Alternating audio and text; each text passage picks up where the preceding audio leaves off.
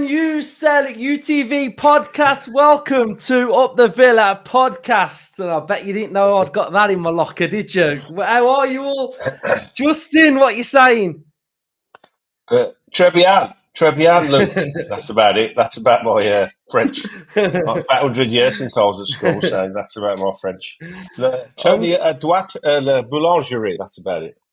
I'm getting into the feel of it. So, right, Villa, Europa Conference League up against Lille at home, first leg. Big game. Hannah, how are you feeling about it? Oh, it is a big game. It's a big game. We're at that point in the season now where all the games feel massive, don't they? But this one giving us a chance to, we're in the privileged position of having the home game first. So I feel like we really have to get on the front foot in this. We don't want to be going away to their place next week with a big job to do. So it's slightly nerve-wracking. I feel like we're really coming up against some of the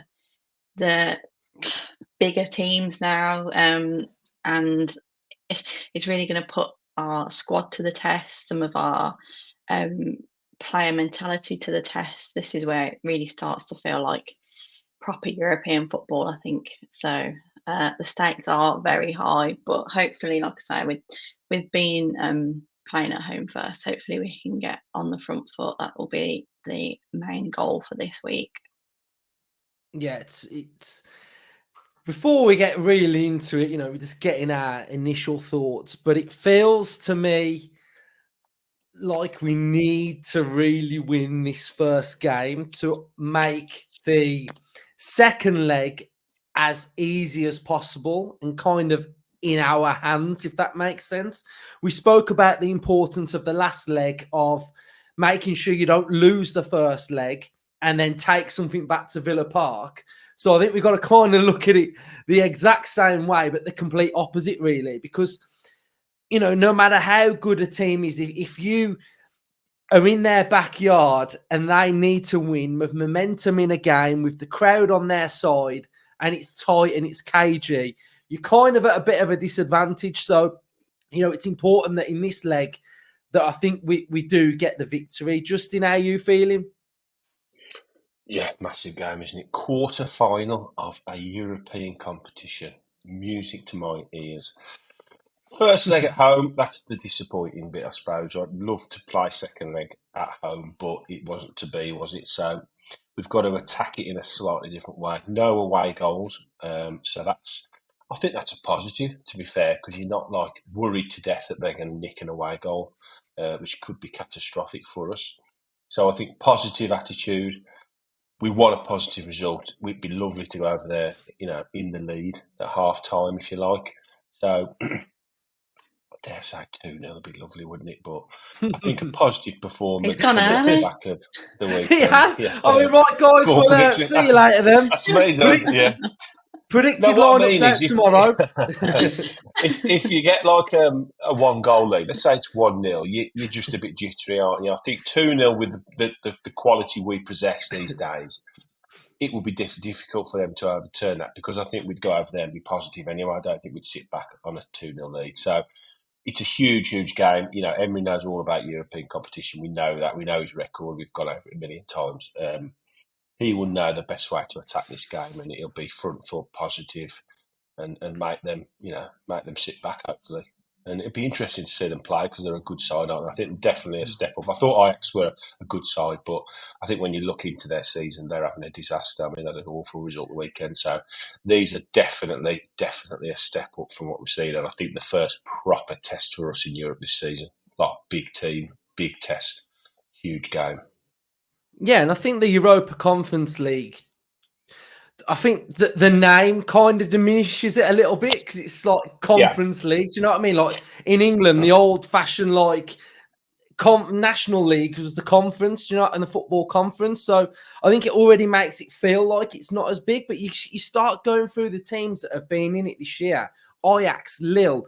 Lille won the Liga a couple of years ago. These are no mugs in this tournament.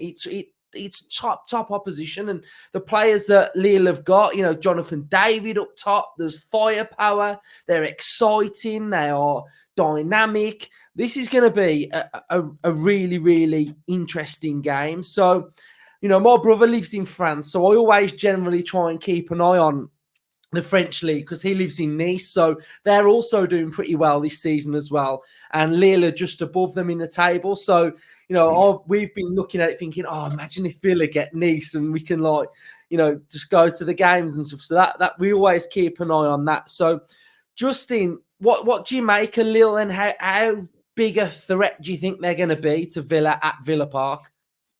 I think they're going to be a huge threat. I think they're unbeaten in 8. I was looking back at a few of their results, and obviously the team in France everybody looks at is PSG, and they played them not that long ago actually, and they lost 3-1. But if you look at the statistics in that game, they had 48% possession away at PSG. They had 10 shots, 3 on target. That's no mean feat, isn't it, in France? That PSG generally romp that league every season, so that's a good indicator of where they are, and they're fourth in the league for a reason, aren't they? So it is going to be a tough task. We've got to be on it. I equate it to playing sort of a mid-table to higher up Premier League side, I think. So, nothing that we haven't sort of seen this season from us, but it's definitely a step up from where we've been in this competition so far. They do carry a lot of players with big threats. Jonathan David's a huge, huge player for them. And there's a couple of others. They are missing, I think, one of their better players, aren't they? Angel Gomez is injured. But, yeah. It's going to be tight. I feel like it's going to be a really tight game over both legs, and I think it'll be the odd thing that's going to go in our favour. Take your chances. Keeper have a good game. Defence, we've seen our problems at the back recently, conceding goals. We've got to be tight at the back in this game. We cannot afford to be shipping 2 or 3 goals in either of these games because it could be curtains for us. So we've got to make sure we take our chances. We've got to make sure we're on it from the first whistle, and we've got to take them very, very seriously, which we will. I've no doubt about that. But yeah, it's a huge task ahead. Big game. Yeah, and I think when you look at Premier League games and you look at, Premier League over just one specific game week, you just really want to win that game. But European football's differently because there's another game after this. So, Hannah, how do you feel like Villa are going to approach this one? Because away at Ajax, it was it was not a great watch, was it, the away game? And we just defended and there was nothing in it. And then we got them back to Villa Park and we sort of just blitzed through them at points. So how do you think we approach this? I think we'll like you say, I think we'll do probably something quite similar. From the reaction from the weekend's Premier League game, a lot of the players have been coming out saying, we need you now more than ever. I have a feeling that a lot of the narrative in the dressing room from Emery and the coaching staff and amongst the players in the build up to this home leg on Thursday will be, let's really go out and put out our best foot forward and get the crowd on side, because we are hopefully going to be that kind of not deciding factor, but that little edge in a game like this, because we've seen so far that a lot of these European games can be a bit edgy, a bit cagey. We've had quite a few of the home legs at Villa Park that, again, other than the Ajax one, have somewhat been quite tight, and in some of them we've relied on last minute goals. It's not been necessarily a walkover in any of them. So I think I'll expect something quite similar. It will be a tight game, it will be a competitive game, and we'll really look to use the home advantage to get on that front foot before we travel to France next week. I think we're in the position now where we've got lots and lots of injuries, as so many teams do. So it's not like we're probably going to see huge amounts of squad rotation, and we're also approaching the latter stages of the competition. So I'd like to think that we're going to go strong anyway. But what the message should be is, if we can go out and really put out a strong performance this Thursday, it means that next week when we've got to travel, we're coming off the back of a tough Premier League game at the weekend. It means that hopefully we can then just deploy that strategy of let's keep it tight, let's just not concede. It's not an uphill battle. It's just, if we need to, we just sit and we take a 0-0 next week. but we can't plan for that on Thursday. It's got to be that we go out and really look to attack them, because we know that we've got the quality to do that. We know that we're a very good attacking side now. My only concern is the defence, because like Justin's touched on before, we're leaking goals, and they've got a very, very good striker who they'll be studying our fragility in crosses, in set pieces. They're a very good side in their own league. They're not going to come to Villa Park and just roll over. They're going to look, and they'll be doing exactly what we're doing, hoping to go far in this competition. So I don't expect an easy game. I don't think they'll roll over, but I do think that the Villa preparation and strategy will definitely be to try and get hopefully a significant lead going into the second leg, because I feel like we'll need it. These away legs aren't pleasant, are they? They're not something that I look forward to by any means. But that's exactly what the competition's about. It's, we want it to be competitive. So we shall see, but fingers crossed that hopefully, I mean, we're going to still have Douglas Luiz in the midfield. That's a positive. We'll have a good enough squad to field on Thursday night, and I think they'll also probably want to.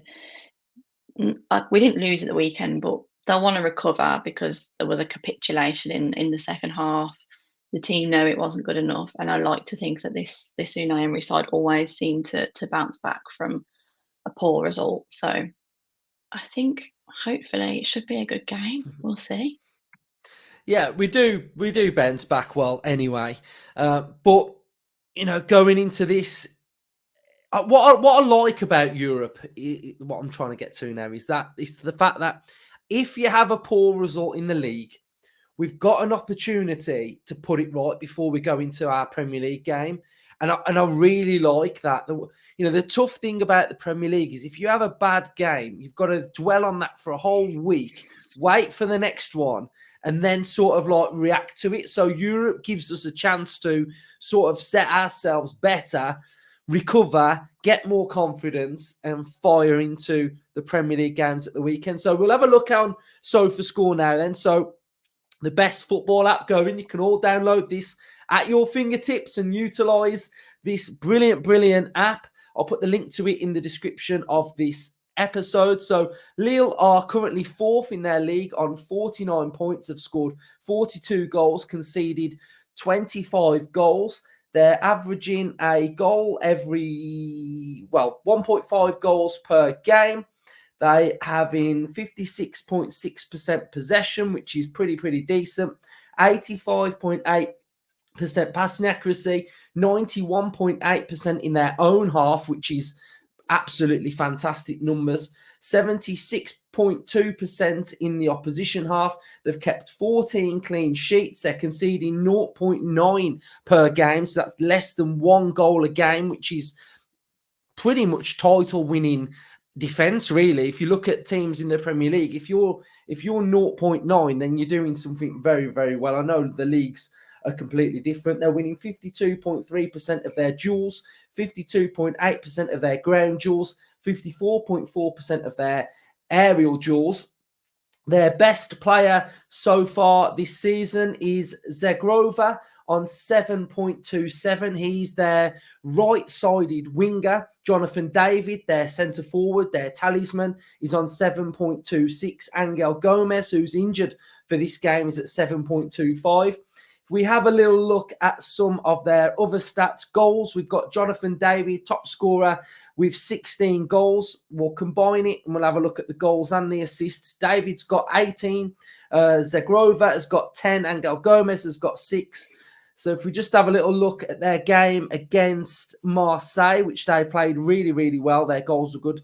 They've got Remy Cabella as well, who's a good player. I will go into more detail on the episode for the predicted lineup, which will be out on Wednesday as well. So they play with a 4-3-3, and we can have a look at their average positions. We've got Jonathan David, we've got Zegrova on that right-hand side, and then we've got Cabella on that left-hand side. Justin, talk to me a little bit about Jonathan David. He's a player that hasn't ever really been linked with Villa, but Villa fans have always looked at him to be a player that could potentially come into Villa? Yeah, excellent player, isn't he? I think his statistics there, his goal scoring, he's up there with some of the best strikers in the league, isn't he? So I think we've got to take him very, very seriously. He's going to be their main threat. Obviously, he's only 24, so he's got a chance to get even better, hasn't he? So runs that front line really well. They do play with that front three, so he's sort of the focal point of that front three, and he looks to get on the end of things. So 16 goals, it's akin to what Ollie Watkins has done for us this season. Very, very similar seasons if you look at both sides, really, both in the top four, both probably punching a little bit above their weight, although they have had a lot of success recently in their league over the last 3 or 4 seasons. It's going to be tough. I don't want to keep harping on the point, but we're conceding goals, and it is a concern. So when you come up against a striker that's in decent form and he's going to be a threat, we've got to get hold of him, haven't we? It'll be interesting to see the centre half partnership. I think I put on Twitter the other day that I think that it's been 10 or 11 games since we've had the same back four play, and it's got to have an impact. It has to have an impact on where we play. I know that the double pivot as well has changed a lot through injuries and suspensions and stuff. So that back six that is sort of where we base our strength on and where we can push, where we can attack from. So if you can defend from Watkins, the back four, the double pivot, and they're all playing week in, week out, game in, game out, then you've got a really strong base then to attack from. But when that's changed game in, game out, there's no continuity, is there? And you need that continuity at the back. You need those partnerships that are building game in, game out, so everybody knows what the other player's doing. And we've got some fine defenders, There's no doubt about it. Pau Torres is a wonderful defender, ball playing centre half. Carlos is brilliant in the air. He's solid as a rock. We've got decent fullbacks. It's just got to come together. It's just not clicking at the moment. So a player like Jonathan David, he will. If I was him, I'd be coming to Villa Park and I would be thinking, yeah, I'm going to just absolutely run at these. I'm going to just try and play off their worries at the back. So.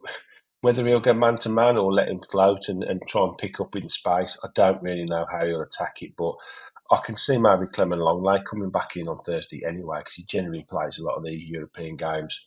So I did like the Longley Pau Torres partnership when it played together when we had no choice. No disrespect to Longley, but I think he's probably a little bit more experienced in Europe, over his career. So. Yeah, huge threat. And these two-legged games are very difficult to work out. How do you go about it? Do you try and go big in the first game and get a lead? How does that affect your mentality for the second leg?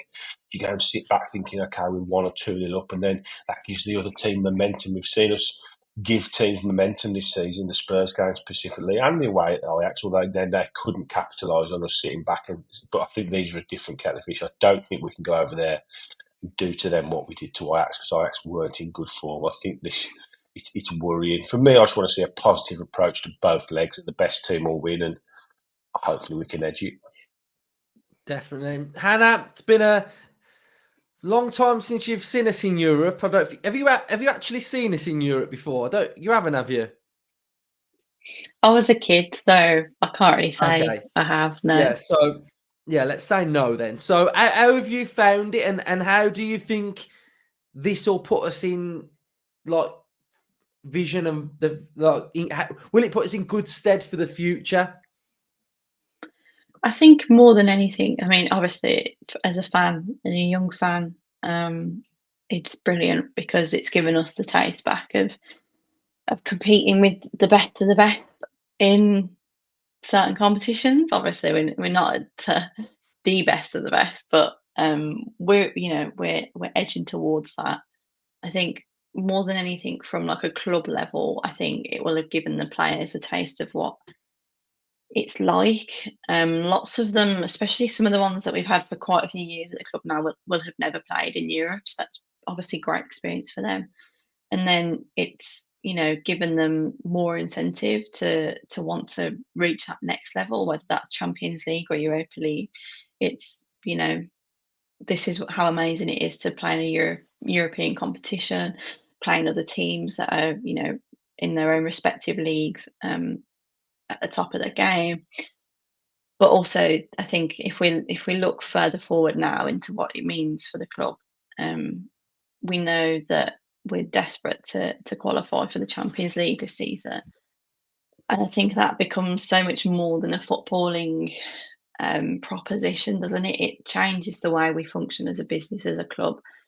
The money it brings in from a commercial perspective, a match day, and a broadcast. The money that it will bring in for us as a club is so huge, and obviously that's not filtering down to the dressing room, but at board and ownership level, they'll be absolutely gunning for us to not only succeed in the competition that we're in this season, but to qualify for the Champions League this season and for seasons following, because you can't underestimate the appeal of a Champions League club to attract other talent as well.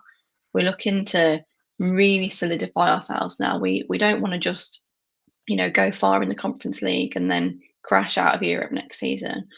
This needs to be something that we are watching and witnessing every season now. We can't drop out, because I feel like as soon as that happens, we've seen it, haven't we? Well, especially me, I grew up never seeing Villa in Europe, so as soon as you drop out, it can become so difficult to get back into these competitions. So we're going to look to really want to maintain it. Winning the conference this year would be massive. I don't care what you think about the competition, its integrity, its significance.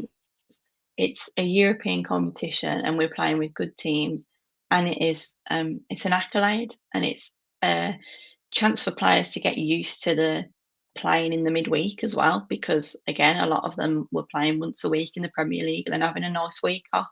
So the routine of it's like a drumbeat, isn't it? It's like players that play in the Championship, they get used to that twice a week.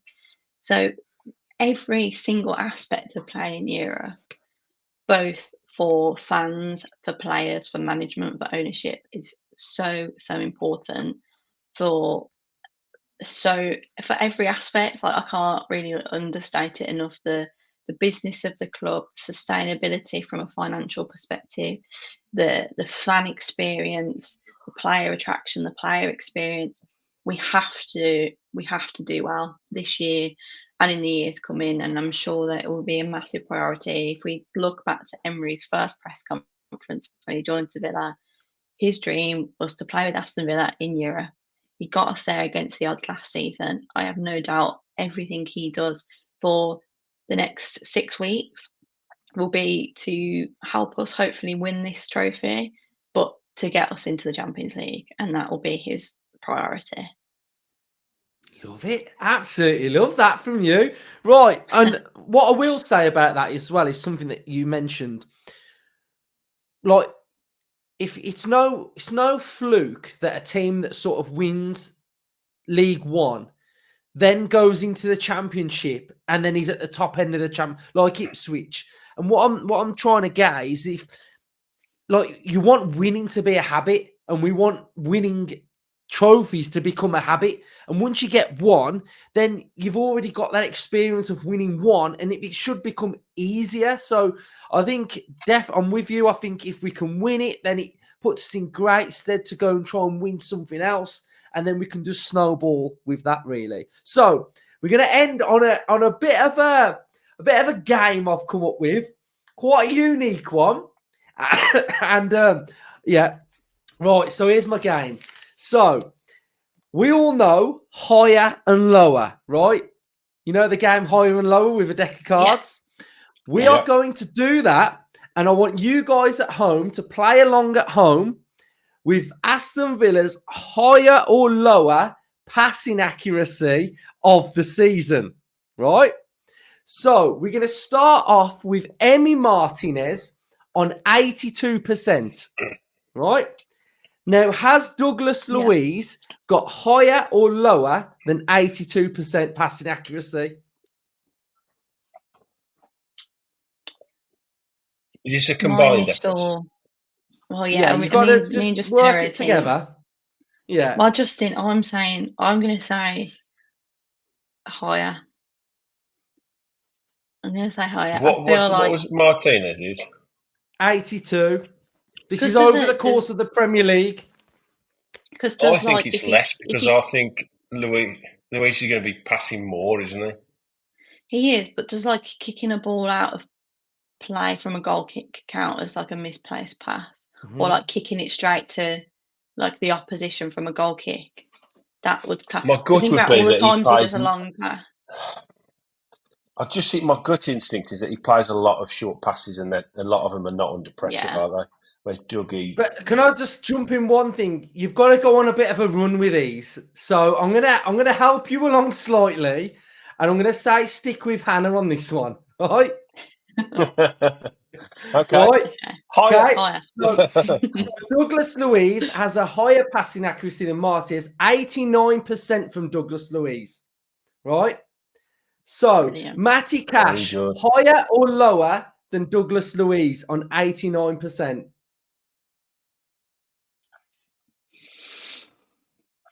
I mean, 89 bloody high in it, so Yeah. I'm going to I'd go say lower lower. just because I think there's not going to be many players in the squad that are better than 89. Correct. Zaniolo, higher or lower than 84%? So Cash is with 84. Yeah. You got to think the percentages will all be like the different Plus, weights how many because games has he played?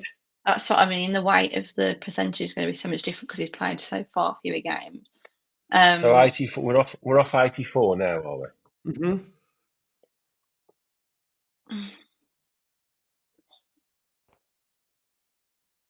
That's so hard. I'm going to say lower. I'll say lower. Yeah.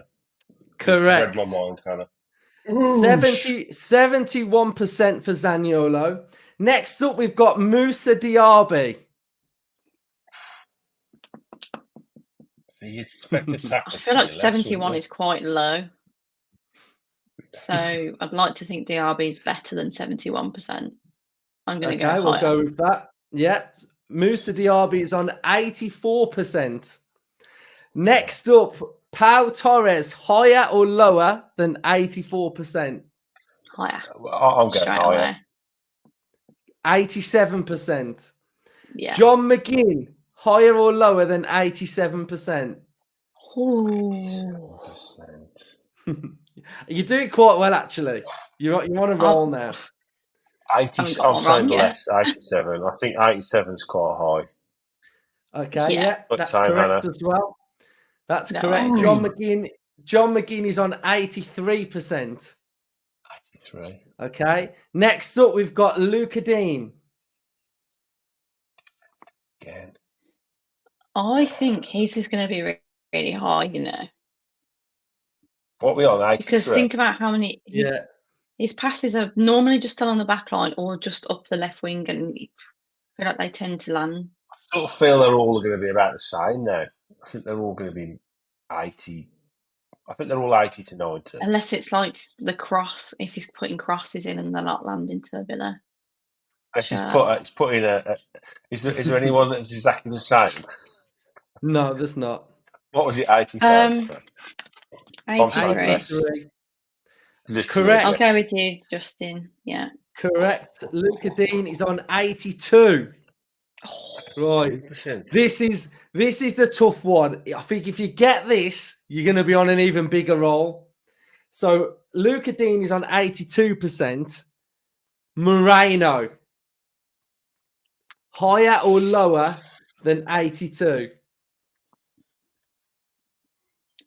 I think I would be tempted to go for He's higher. more attacking, isn't he? Yeah, I think I probably would. I feel like he's going to have Correct. a bigger volume higher, of passing. So yeah. 83%, 1% higher than Luca Dean.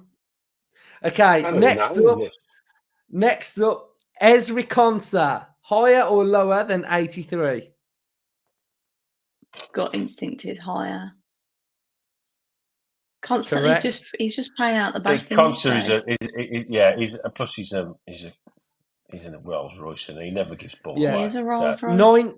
93% Konsa. 93. Whoever's next lower. Better than Pau Torres. Next up, you got Longley. It's got to be lower than 93, surely. I feel like it has to be. 90. Yeah. Next up, enough. Tielemans. Good though, isn't it? It's good that he's 90. Yeah. Again, a Lower. player that you would class as a good passer of the ball, but I'd be surprised if he's anywhere around 90. So lower, yeah. 85. Have Bailey. we got one wrong yet? No, you want. This is what I'm saying. You want to roll. There's not many left. So you've got Bailey now, higher or lower than 85. He's a little bit more. He's bit, more creative, yeah, which he means gives it the doesn't ball always away come more. off. Yeah. Plus, I'd he's say always lower. trying them flicks, isn't he, and stuff. Yeah. Right. 78%. You got it right. Right. You got 3 more to win the whole thing. So Ollie Watkins, higher or lower than 78? See, this is probably the hardest one yet for me. Again, as a striker, it's difficult, isn't it? 78. Yeah. And it was Bailey that was 78. But think about how many. I feel like it's going to be higher. You feel like he's thrown a curveball in here, though? No, I think this is going to be higher. I feel like his link-up play is very good because they tend to be straightforward, like through balls. And then most of his passing it's going to be shots and I don't think a shot would class as a passing accuracy. My thought process is the ball goes into him and he's always turning into trouble, so he's always trying to lay it off under pressure. I'm going to say lower, but you reckon higher? Yeah. Oh. Should we flip a coin? What are you going with? I'm going to go with Justin because he's older and wiser. No, I was going to say I'll go with you, Hannah. What we're doing? Right. You make a decision, Hannah. You make a decision. I'll go with you. I'm saying lower. You're saying higher. Right. No. You go with me. So Leon Bailey, 78%, and you've gone lower. Ollie Watkins is at 76. Oh. Right, 2 more. Next up, Tim Irabunam. Higher or lower than 76? Higher. Okay, right. Not played that many games, and when he's come on, I feel like he's done quite well. 90%. What do you think, Justin? You got it. Yeah, no, I'm happy with that. I'm happy with that. Then, what can I say? The final one. Morgan Rogers, higher or lower than 90? Is the last one going to be a curveball? I feel like it's got to be less than 90. However, I feel like he's probably given the ball away more than Tim has in the amount of time. Yeah, it's got to be lower than 90, hasn't it? I'd say lower. Yeah. Got them all right. Well done. That's so difficult to get them all right. Well Next done. Up, That's why we're on this channel. So at home, let us know how you've got on. Maybe we can do another one on something different. So, so right, we'll go with score predictions then. Hannah, what are you going with? I am going to go with a 2-0. We desperately need a clean sheet, and I think we're going to score goals. So 2-0. We know Justin's gone 2-0. Are you sticking with your 2-0? Yeah, I think so. I think it's a good, solid first leg performance, isn't it? Like Anna says, don't concede. 2 goals in the lead. You'd like to back us 2-0 up anyway, wouldn't you? So I think that would give us confidence going into the second leg. Anything less than 2-0, you're going to be a bit jittery, aren't you, going over there? I'm going 1-1. I think it's going to. I just got a funny feeling. I've just got a feeling that it's going to be difficult for the second leg. I agree. Yeah, but I'm going 1-1. I think I don't think it's one of them where we just go there and we expect to win at Villa Park. I think it's a quarter final now up against a good team. So I'm going 1-1. One thing I did think, I think this could go all the way to penalties. Oh, that sounds horrible. Nah, neither do I. But I don't. I've just got a sneak. It feels that close, like you've just said, Luke. 1-1. It feels that time. 2 very similar sides, both fourth, both got strikers, both can score goals, both concede goals. Well, they don't, do they? Yeah. What I would say is I feel like I probably should have made this point earlier. I do feel like how we perform in this game on Thursday, for me, if we come out and we perform well in this game, I'll feel confident that we're going to go and win the whole thing, which sounds Set the ridiculous. tone, yeah. But Yeah. No, I I agree. just think like that'll be it. Whereas if we really struggle, I'll be more nervous for the rest if we can do it. Yeah.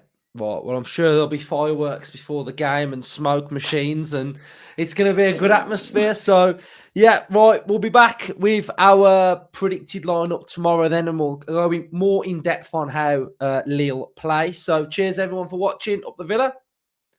Oh, Yeah.